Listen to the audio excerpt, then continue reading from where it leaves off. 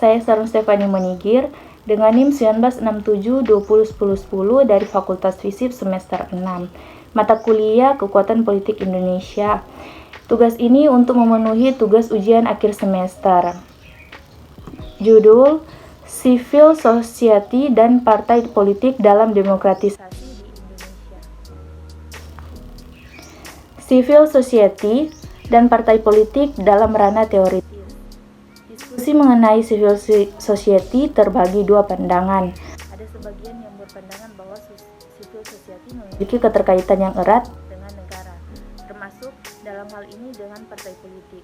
Negara termasuk aparatus dan kebijakannya merupakan bagian dari konsep sebuah masyarakat politik yang dicita-citakan.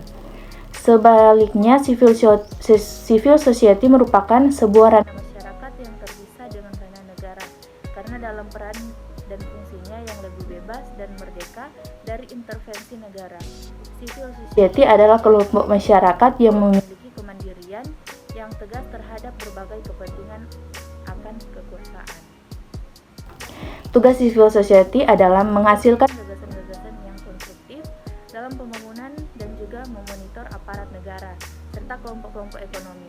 Sementara itu, tugas partai politik adalah menghasilkan dan membentuk konstitusi dan aturan-aturan perundang-undangan, mengontrol aparat birokrasi, dan juga menghasilkan produk-produk kerangka kebijakan bagi semua pihak, termasuk kelompok ekonomi.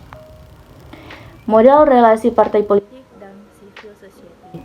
Untuk memahami relasi yang terjadi antara partai politik dan civil society, Bifis melihat ada 3 hal mendasar, yaitu yang pertama, tipe dari aktivitas yang menghubungkan partai politik dan civil society. Yang kedua, kekuatan dari hubungan tersebut, terlebih dalam konteks seberapa dekat dan eksklusif hubungan tersebut dibangun. Dan yang ketiga, arah dari pengaruh dalam relasi tersebut dalam model-model ini yang nantinya akan menarik dan diskusikan secara lebih mendalam.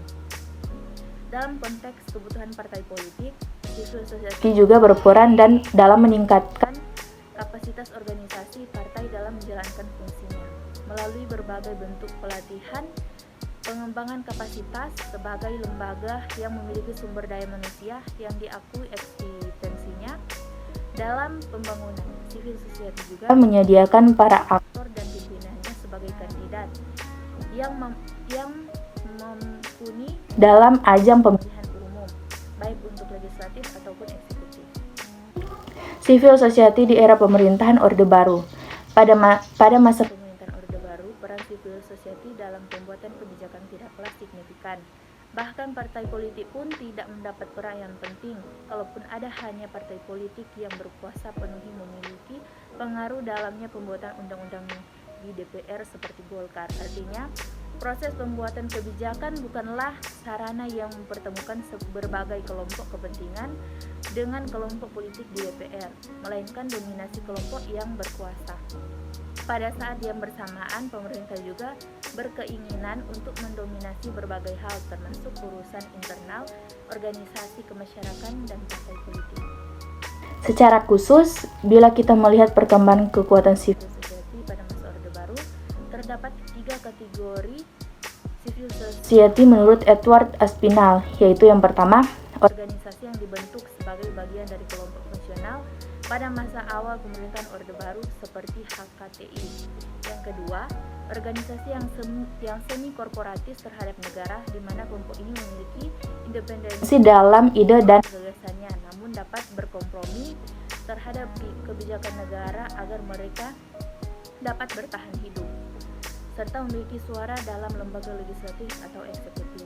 Dan yang terakhir, yang ketiga, kelompok civil society yang berkembang menjadi kelompok oposisi. Kelompok ini memiliki keotonoman yang kuat terhadap kekuasaan negara, bahkan cenderung mengkritik berbagai kebijakan dan tindakan dari negara. Dalam konteks itulah terlihat bahwa kelompok civil society dan partai politik pada masa Orde Baru memiliki relasi yang sulit dideskripsikan menurut model yang diajukan oleh Bifis. Alasannya adalah, pada satu sisi, kelompok civil society merupakan bagian tak terpisahkan dengan partai politik atau bahkan civil society memiliki keotonoman, juga merasa ada ketergantungan untuk bisa hidup dari usaha mendukung negara. Dinamika relasi dan pembuatan kebijakan. Pasca Orde Baru, relasi antara partai politik dan civil society di Indonesia mulai terlihat dalam bentuk yang lebih konstruktif dikarenakan adanya keterbukaan politik serta ruang kebebasan untuk berekspresi.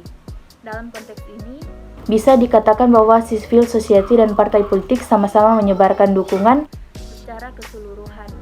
Tidak hanya satu atau dua partai atau kelompok civil society, sebaran dukungan ataupun tuntutan tergantung dari isu dan kepentingan apa yang ingin mereka raih nantinya, sehingga ikatan dalam relasi tersebut tidaklah permanen dan bersifat sementara. Membangun relasi yang konstruktif, relasi dan dinamika yang terbangun di antara dua kelembagaan ini, civil society dan partai politik sedang berusaha menemukan arah yang konstruktif. Dahulu pada masa Orde Baru, kelompok civil society yang cenderung beroposisi dengan pemerintah tidak mendapat tempat dalam konstelasi politik nasional. Kesimpulannya, relasi yang terjadi antara civil society dan partai politik berada dalam kondisi yang dinamis. Pada masa Orde Baru, relasi tersebut tidak mudah dibayangkan karena memang kekuatan dan hegemoni penguasa Orde Baru mengakibatkan tidak adanya bangunan komunikasi di antara mereka. Namun pada masa pasca Orde Baru, relasi tersebut mulai terlihat dari keterlibatan yang bersifat ekstraparlementer, di mana peran civil society menjadi kelompok kritis terhadap lembaga-lembaga pemerintah hingga menjadi bagian dari parlementer. Meski jumlahnya belum terlalu signifikan, paling tidak ada perubahan yang lebih terlihat dalam bentuk perkawinan yang masih bersifat personal, bukan kelembagaan.